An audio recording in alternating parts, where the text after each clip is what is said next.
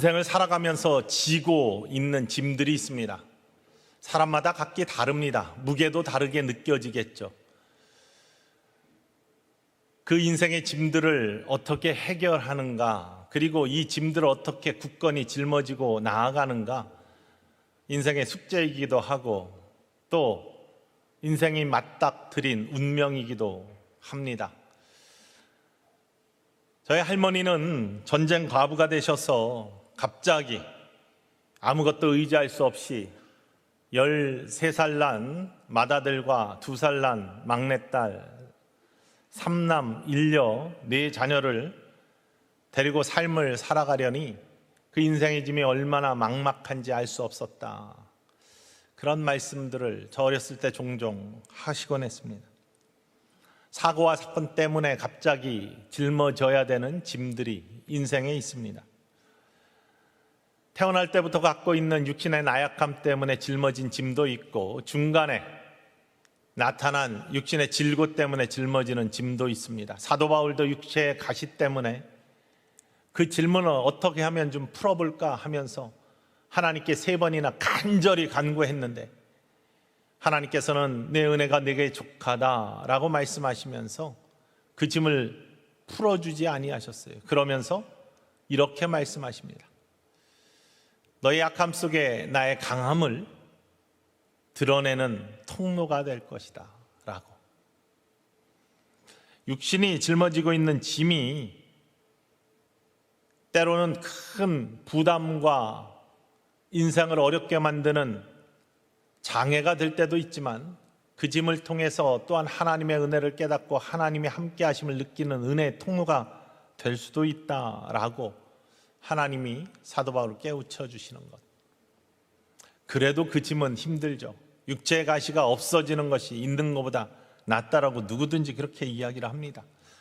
자기의 문제는 둘째치고라도 나 아닌 내 자녀애가 그런 육신의 질고 때문에, 또 태어나면서부터 갖고 있는 그 짐 때문에 고통스러워하는 것들을 바라보는 부모의 마음은 더 큰 짐이 되어버리는 안타까움을 갖기도 합니다.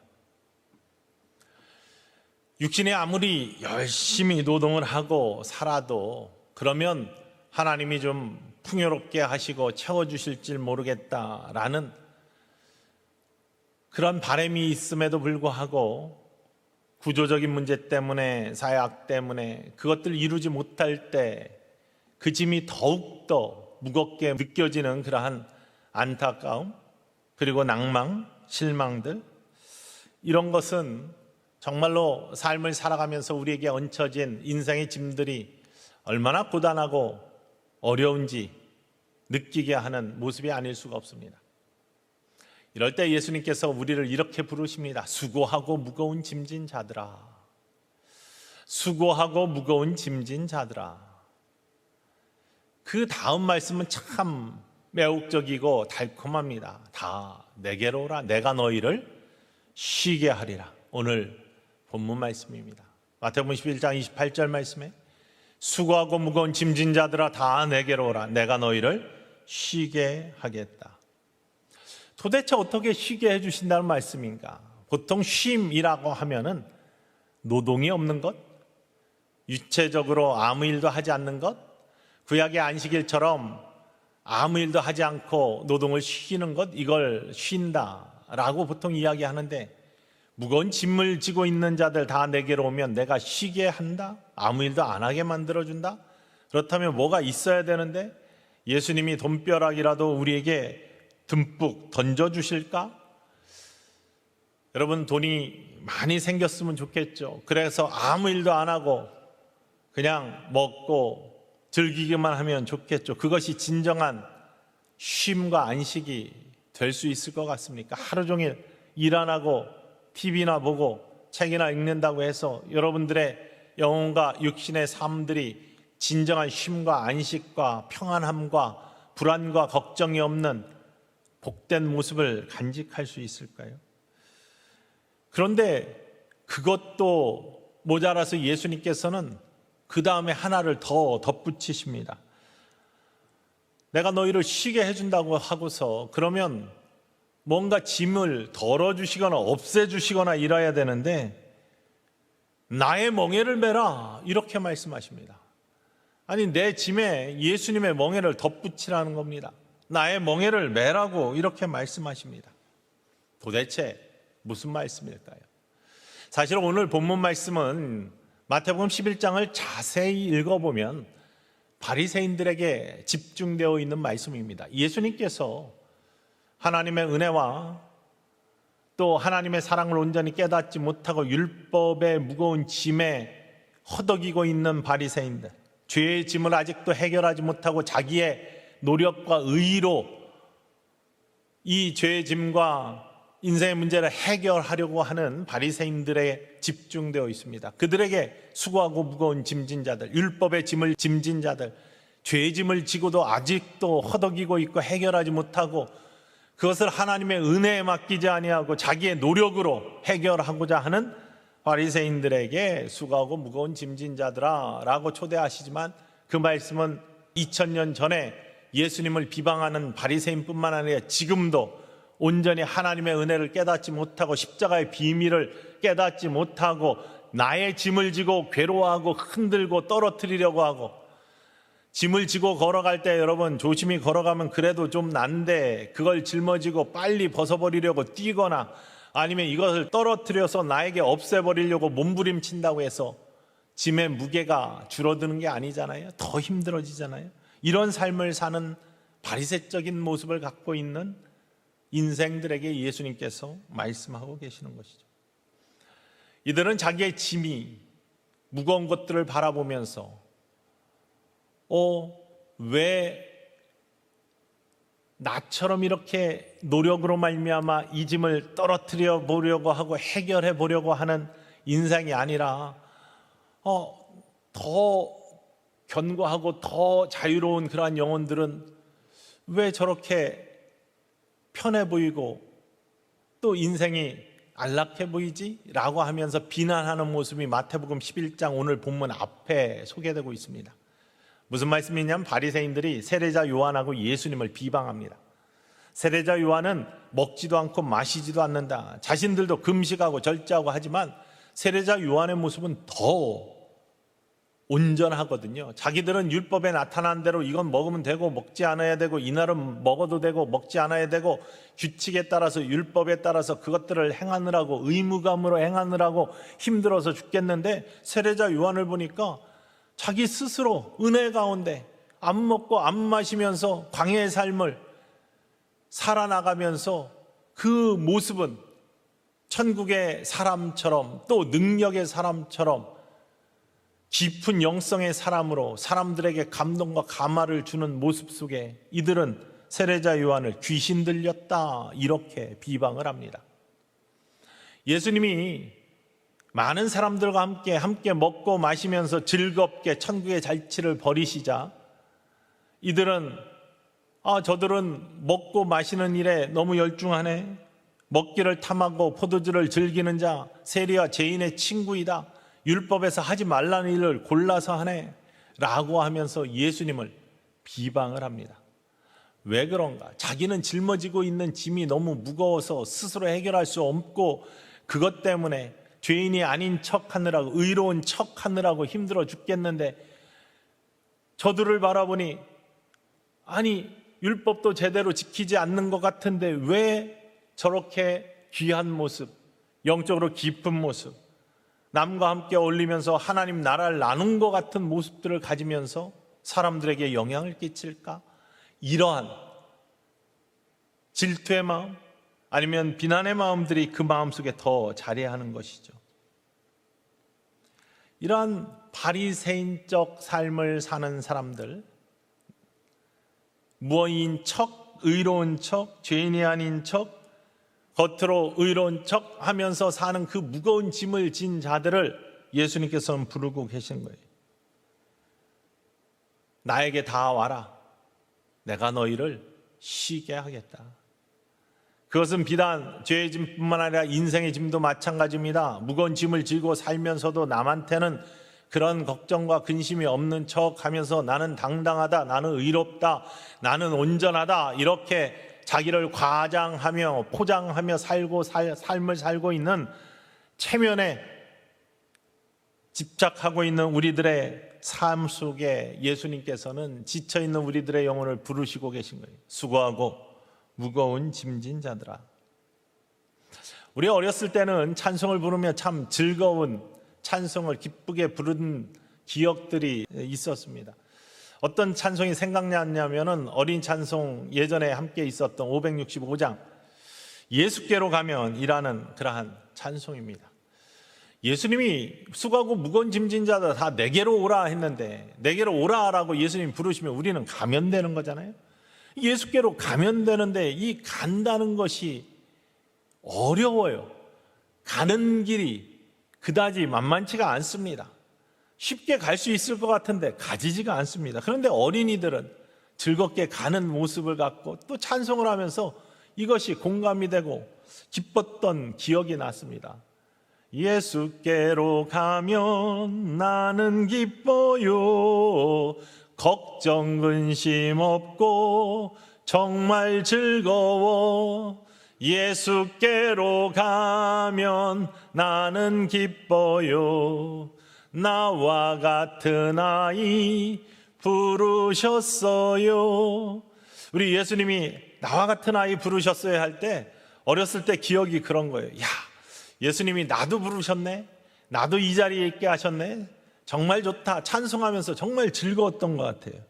그러면서 2절에 이런 가사가 있습니다. 예수께로 가면 맞아주시고 나를 사랑하사 용서하셔요. 그때는 죄가 뭔지도 예수님 사랑 뭔지도 막연히 그냥 가르쳐 주시니까 아는 것 같았어도 이 가사들이 내가 예수님께로 가면 나를 용서해 주셔, 예수님께로 가면 나를 기쁘게 해 주셔, 예수님께로 가면 나를 맞아 주셔, 이러한 생각들을 하면서 찬송을 불렀던 것 같아요. 예수님 부르시면 우리는 가면 되는데 이 발걸음 뛰기가 쉽지가 않습니다. 왜 가벼워질까? 멍에를 하나 더 얹으라고 하시는데 왜 그럴까? 왜 그런 것 같습니까, 여러분? 성경을 읽으면서 깊게 묵상해 보셨습니까? 저는 설교 준비를 하면서 왜 내 짐 속에 예수님의 멍에가 하나 더 얹어지는데 왜 가볍다고 하실까? 그러면서 십자가를 묵상해 봤습니다. 나의 인생 속에 십자가가 하나 더 지어지는 것은 나를 따라오려거든 자기를 부인하고 자기 십자가를 지라고 해서 십자가 하나 더 얹어지는 것은 분명히 더 큰 짐일 터인데 왜 그것이 나의 기쁨이 되고 나에게 쉼이 되고 안식이 되고 평안이 될까? 십자가에 흘리신 보혈의 능력이 나에게 짊어져져 있는 죄의 짐을 씻어주시고 녹여주셔서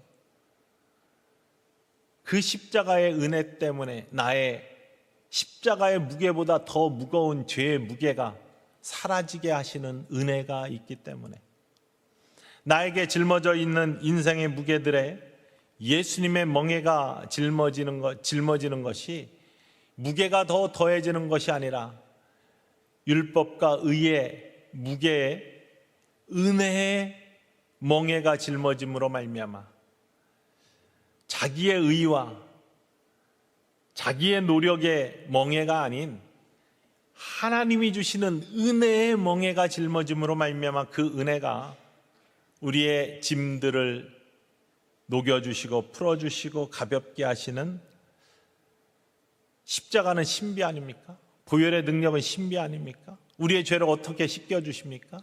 우리의 죄를 어떻게 물리쳐 주십니까? 그게 보혈의 능력이고 예수 그리스도의 십자가에 담겨있는 구속의 비밀 아닙니까? 마찬가지로 우리 구주 예수 그리스도 그분의 멍에를 함께 짊어지는 것은요, 무게가 더해지는 것이 아니라 우리의 인생의 짐들을 주님께서 함께 붙들어 주시고 가볍게 해주시는 신비의 역사로 나타난다는 사실을 이 아침에 여러분 기억하시기를 주님의 이름으로 간절히 축원을 드립니다. 우리 주님 앞으로 나아가면, 우리 주님께로 나아가면, 예수께로 가면 주님께서 주시는 은혜의 역사가, 은혜의 능력이 우리를 평안하게 하고 쉼으로 인도하고 안식으로 인도하고 온전함으로 인도하시는 능력이 된다는 사실을 이 아침에 예수님께서는 우리에게 선포하고 계시는 거예요. 나의 멍에를 메라. 나는 마음이 온유하고 겸손하니 나의 멍에를 메고 내게 배우라. 그리하면 너의 마음에 쉼이 있을 것이다. 오늘 29절 말씀에 예수님은 이렇게 우리에게 선포하고 계십니다. 그러면서 그 멍에는 쉽고 그 짐은 가볍다라고 말씀하시면서 우리를 위로하십니다. 여러분, 예수님께서 우리를 초청하실 때 그 음성을 듣는 자들이 예수님께 나아가는 것, 이것이야말로 우리에게 참된 평안과 안식을 주시는 예수 그리스도의 은혜를 만나는 축복의 통로가 됨을 기억하시기를 주님의 이름으로 간절히 축원을 드립니다. 예배를 드리러 나오면서요, 우리는 때로는 의무감으로 나옵니다. 때로는 안 나가면 하나님께서 벌 주실까? 아니면 당연히 주일날은 예배 드린 날이니까 아무리 힘들어도 나아가야 되겠다, 이런 마음들을 갖고 나아가죠. 어떤 이들은 이것이 멍해가 되어서 집에서 일주일 동안 수고했는데 집에서 좀 쉬면서 육신 피곤함들 풀었으면 좋겠다, 이것이 더 좋은 휴식이 아니냐, 이렇게 생각하시고 교회에 안 나오시는 분들도 계십니다. 그런데요, 그렇게 쉬었다고 해서 그 다음 일주일들이 더 행복하고 더 하나님께서 축복하시는 의의 길로 갈 수 있느냐? 그렇지 않다는 겁니다. 정말로 온전한 회복은 영혼의 회복부터 시작되어서 육신의 회복으로 이어지는, 영혼이 잘된 것처럼 범사가 잘되고 강건함으로 이어지는 축복입니다. 그렇기 때문에 주일의 예배는요, 우리가 마치 율법의 의무로 짐을 지고 이곳에 나온다면 교회를 방문하는 것이 예배자로 나오는 것이 아니에요. 우리들이 의무감 때문에 예배 안 드리면 하나님께서 노하실 것 같아서 나오는 그러한 예배들은 멍해가 되는 것이고 무거운 짐이 되는 것입니다. 하지만 주님 앞에 나올 때, 주님 앞에 나아가서 여전히 주님, 나에게는 주님의 사랑이 필요하고 여전히 주님의 은혜가 필요하고 주님의 도움의 손길이 필요하고 주님, 죄를 풀어주시는 십자가의 보혈의 능력이 필요하고 나는 이렇게 연약합니다. 나는 이렇게 부족합니다. 나는 이렇게 지쳐 있습니다. 나는 이렇게 상처받고 있습니다. 하지만 주님께 나아가면 우리 주님의 놀라운 은혜의 멍에를 짊어지면 이 주님께서 주시는 은혜의 축복의 모습 속에서 나의 이 상처가, 나의 이 짐이 녹아지고 풀어지고 온전케 될 줄 믿습니다. 주님을 사모합니다. 주님을 경외합니다 하면서 주의를 찾고 예배 자리를 찾는 모든 영혼들에게는 수고하고 무거운 짐진 자들아 다 내게로 오라, 내가 너희를 쉬게 하리라 라고 말씀하시는 예수님의 음성이 진짜 나의 삶에서 그대로 이루어지는 축복을 누릴 줄 믿으시기를 원합니다. 그대로 될 줄 믿기를 원합니다. 그대로 이루어집니다. 예수님이 부르실 때 그 길을 가는 사람들은, 예수께로 가는 사람들은요, 마치 목자의 음성을 듣고 양이 순종하며 그 길을 따라가는 모습과 같은 겁니다. 그런데 예수님의 음성을 듣고도 따라가지 아니하는 것은 목자의 음성을 듣고도 그 길을 따라가지 않아서 뒤처지거나 길을 잃어버리는 양과 같은 모습을 갖습니다. 그들은 잔잔한 물과 푸른 초장으로 인도될 수가 없습니다. 온전한 안식과 휴식을 얻을 수가 없습니다. 오히려 가시밭에 걸리거나 골짜기에 들어가는 모습을 가질 수밖에 없는 것이죠. 목자가 부를 때 그 음성을 듣고 순종하며 따라가는 것, 예수님께서 부르실 때 우리는 수고하고 무거운 짐진 자들아 다 내게로 오라 하실 때 우리는 예수께로 가는, 예수께로 나아가는 순종의 모습이 있어야 될 줄로 믿습니다. 예수님이 오라 하시면 가는 거죠. 근데 어떻게 가느냐? 그것은 다른 것이 아니라 완전한 믿음입니다. 목자를 완전히 믿는 양의 모습처럼 우리들의 인생에 주님이 나의 삶의 모든 무게들을 덜으실 분이고, 우리 주님의 은혜의 손길이 그곳에 닿으면 그 짐이 가벼워지고 나에게 진정한 쉼을 주시고 위로하시는 하나님의 손길이 있다는 온전한 믿음이 있을 때 우리는 예수께로 가는 발걸음을 뛸 수 있을 줄 믿습니다. 그 모습들이 신앙의 선진들에게 나타나 있어요. 다윗 임금을 바라보십시오.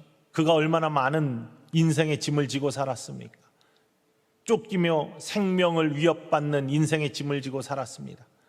평생 왕의 자리를 지켜나가며 하나님을 찬양하기 위해, 경배하기 위해 짊어지었던 짐들이 있습니다.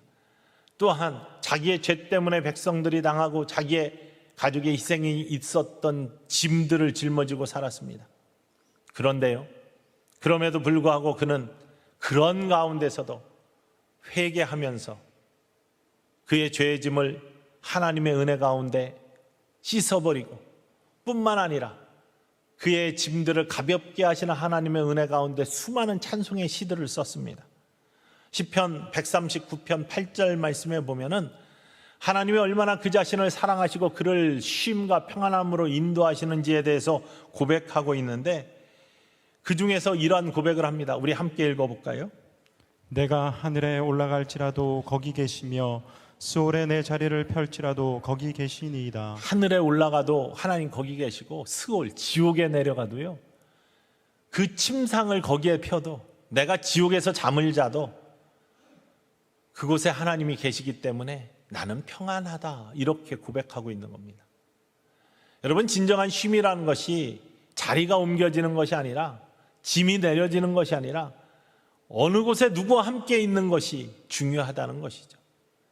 하나님이 나와 함께 하심으로 말미암아 그곳이 어느 곳이건 주님이 나의 짐을 대신 져주시고 같이 들어주시고 나를 안아주시고 보듬어 주시는 은혜의 손길로 지켜주시는 은혜. 그래서 그는 내가 사망의 음침한 골짜기로 다닐지라도 해를 두려워하지 않는 것은 주께서 나와 함께 하심이라. 주의 지팡이와 막대기가 나를 안위하시나이다. 이렇게 고백하는 겁니다. 여러분의 인생에 어떤 인생에 무거운 짐이 있더라 할지라도 주님이 나와 함께 하심을 믿으시기를 주님의 이름으로 축원을 드립니다. 그 믿음이 주님께 나아가는 거예요. 예수께로 가는 겁니다. 그러면 죄의 짐은 보혈의 피로 씻어주시고 인생의 무거운 짐은 주님의 손으로 함께 들어주심으로 말미암아 가볍게 하시고 십자가 그늘 아래서 참 쉼을 얻게 하시는 놀라운 주님의 은혜를 만날 줄 믿습니다. 사도 바울도 마찬가지예요. 여러 가지 그의 인생의 짐들이 있습니다. 복음을 전하기 위한 십자가의 짐도 있었고, 그가 가지고 있었던 육체의 가시의 짐도 있었고, 사람들 사이의 관계 속에서 나타났던 여러 가지 핍박의 짐도 그에게 있었습니다. 그런데 지난주에 우리가 함께 나눈 것처럼 고린도후서 4장에서 그는 무거운 짐 때문에 깨지기 쉬운 질그릇 같은 자기의 모습 속에 하나님이 보배를 담아주셨어요. 성령을 담아주셨어요. 하나님의 은혜의 빛을 담아주셨어요. 생명을 살려내는, 생명을 드러내는 축복의 빛을 담아주셨어요. 그래서 나는 주님이 나와 함께 하시기 때문에, 내가 예수께 가 주님이 함께 하시는 은혜를 누렸기 때문에 사방으로 우겨쌈을 당하여도 쌓이지 아니하고 답답한 일을 당하여도 낙심하지 아니하고 박해를 받아도 버림받지 아니하고 거꾸로 트림을 당하여도 망하지 아니하는 하나님의 은혜와 능력 가운데, 평안함 가운데, 마음과 생각을 지켜주시는 하나님의 은혜 가운데 내 삶이 계속 전진된다, 이렇게 고백하고 있는 겁니다. 우리들에게도 이러한 고백이 있기를 주님의 이름으로 간절히 축원을 드립니다. 찬송가에 보면은 예수께로 가서, 십자가로 나아가서 예수께 더 가까이 가서 참 좋은 안식과 쉼을 얻으며 하나님을 찬양하는 고백이 있는 모습들이 있습니다. 우리 함께 아까 찬송한, 오늘 예배 시간에 부른 415장 찬송, 십자가 그늘 아래. 이 찬송은요, 스코틀랜드 멜로즈라는 곳에서 태어난 한 여인이 쓴 찬양의 시입니다. 엘리자베스 세실리아 클레페인이라는 그러한 여인이 썼습니다. 이곳을 어떤 분이 방문해가지고 유튜브에 그것을 올렸더라고요. 그분의 흔적들은 별로 없습니다. 별로 유명한 분이 아닙니다. 명패 하나 붙어 있습니다. 그 고장에. 작은 마을이기도 하고요. 그분의 흔적은 남아있지 않지만 그분의 신앙의 고백은 찬양의 시가 되어서 지금도 우리가 부르고 있고 예배 시간에 함께 나누고 있고 함께 공감하고 있는 것이죠. 선천적으로 육신의 약함을 가지고 태어났습니다. 그래서 늘 원망과 불평 속에서 인생의 무거운 짐을 지고서 할 일이 없을 것 같다는 자괴감에 빠져가지고 하나님을 원망하며 살았어요. 그런데 어느 날 수고하고 무거운 짐진 자들아 다 내게로 오라. 내가 너희를 쉬게 하리라. 주님의 음성을 들어요. 예수께로 가면, 십자가로 나아가면 주님이 나를 좀 편안하게 해주실라나? 반신반의하던 그에게 믿음이 생겼고 그 믿음을 가지고 그 길을 걸어갑니다. 그랬더니 주님이 그 마음에 평안을 주시며 새로운 소망의 음성을 주셔요. 너보다 더 약한 자들과 너보다 더 안타까운 영혼들이 얼마나 많이 있느냐. 그들을 섬겨라. 그는요, 자기보다 못한 사람들을 섬기기 시작했습니다. 자기도 어렵지만 무거운 짐을 가졌지만 예수께로 가서 주님의 멍에를 짊어지었더니 그가 가볍게 하시고 기쁘게 하시는 은혜 가운데 남을 섬길 수 있는 마음과 능력들이 생긴 겁니다. 그리고 섬기기 시작했을 때 그에게 그 고장에서 별명이 붙여졌어요. 햇빛이라는 별명이. 그에게 햇볕이라는 별명이 붙여졌고 그는 그 기쁨 가운데 빛처럼 그리스도의 빛이 되어서 평생을 살았습니다. 그러면서 그의 신앙의 고백을 찬양의 시로 써내려갔고 그것이 오늘의 찬송이 되어서 우리가 함께 부른 찬송의 시가 됩니다. 십자가 그늘 아래 나 쉬기 원하네. 저 햇빛 심이 뜨겁고 또 짐이 무거워 이 광야 같은 세상에 늘 방황할 때 주 십자가의 그늘에 내 쉴 곳 찾았네. 십자가의 그늘에서 주님께 나아가서 쉴 곳을 찾고 안식을 얻고 새 힘을 얻고 능력을 얻는 삶, 저와 여러분의 삶이 되기를 주님의 이름으로 간절히 축원을 드립니다. 특별히요, 주님께 나아갈 때는 담대함이 있어야 됩니다. 주님이 세상에서 묻은 신발에 묻은 그러한 때들, 나의 거룩한 자리에 올 때는 벗어버려라 하면은 담대하게 벗어버릴 수 있는, 믿음으로 요단을 건너게 하실 때 물이 있지만 물 위에 발을 디뎌라 라고 하시면 그것을 디딜 수 있는 믿음의 용기. 여러분, 예수께 가지 못하는 이유가 뭔지 아십니까? 주저하기 때문에. 예수께 가지 못하는 이유가 뭔지 아십니까? 아직도 세상의 것들을 붙잡고 한쪽 발은 진짜로 이거 밟으면 갈라질까? 마를까? 반신반의하면서 뒤에 있는 것 아직 놓지 않고 계속해서 간보고 있다라고 하죠. 간보고 있기 때문에 예수님 간보지 마십시오. 간보는 사람들은 믿음의 자리에 들어갈 수가 없고 축복의 자리에 설 수가 없습니다. 주님께서 내 서 있는 곳은 거룩한 곳이니 내 발의 신을 벗어라 라고 하시면 벗을 수 있기를 주님의 이름으로 간절히 축원을 드립니다. 내 발을 물 위에 던져라 라고 하시면 얹을 수 있기를 주님의 이름으로 간절히 축원을 드립니다. 얼마 전에 저희 할아버님 추도 예배가 있어 가족들이 모였었습니다. 아까 말한 저희 할머니 네 자녀가 함께 모였어요. 많은 가족들이 모였습니다. 그러면서 예전 이야기를 함께 나누며 하나님께 감격스러운 은혜 예배를 드렸습니다. 그리고 그러한 고백들이 있었던 거예요.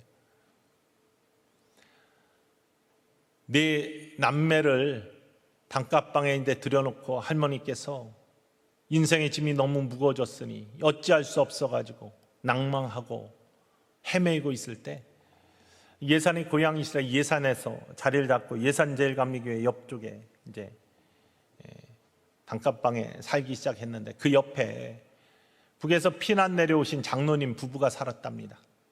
이 장로님 부부 중에 그분들이 이제 예산제일감리교회를 출석을 하셨는데 이 부인 권사님이 매일 저희 할머님을 찾아오셔서 정석 엄마, 이제 예수님 믿고 예수님 의지해야지. 누구를 의지하며 살겠어? 만주에서 이제 저희 할머니의 아버님은 만주에서 독립운동하시면서 만주에서 오래 거하셨기 때문에 할머니도 만주에서 계시면 소학교 다니시고 뭐 하면서 예수님을 듣고 또 복음을 듣기는 했답니다. 그런데 그것을 믿음으로 온전히 받지 못하고 또 뭐 살면서 잊고 살고 그러시다가 그 장로님 부인이 계속해서 전도하시는데 이제는 주님 의지하고 주님께로 나아가야 교회 가서 십자가 붙들고 예수님 의지하며 살아야지 어떻게 그 인생의 무거운 짐들을 이끌고 나가겠어 하면서 매일 오셔서 권하시고 전도하셨대요. 그 위로와 그러한 권하심에 따라서 예산제일감리교회 나가서 신앙생활을 하기 시작하셨는데 나가서 예배 시간에 하나님 말씀 가운데 위로받고 또 예수님의 초청 수고하고 무거운 짐진 자들아 다 내게로 오라 내가 너희를 쉬게 하리라 이 말씀에 위로받으면서 주님께 어떻게 나아가야 될까?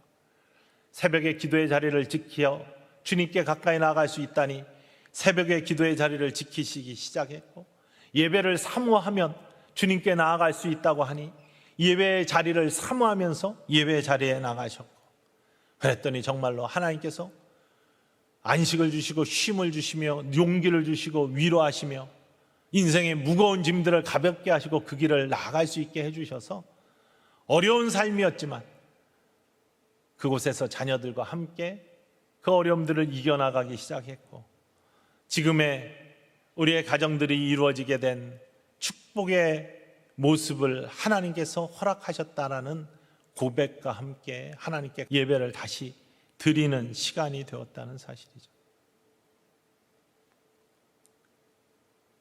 주님 앞으로 나아가면 주님이 여러분 인생 책임지십니다. 주님 앞으로 나아가면 예수님께 가면 죄의 짐은 보혈의 피로 씻어주시고 인생의 짐은 같이 들어주시고 보듬어 주셔서 이기게 하시고 예수께로 가면 힘과 소망과 용기 주셔서 이 땅을 살아가는데 햇빛처럼 나 혼자만 살아가는 것이 아니라 주님의 은혜의 빛을 이웃에 비추게까지 하시는 쓰임받는 천국의 백성으로 여러분을 세워주실 줄 믿고 주님께 담대히 발걸음을 옮기시는 이 아침 되시기를 주님의 이름으로 간절히 축원을 드립니다.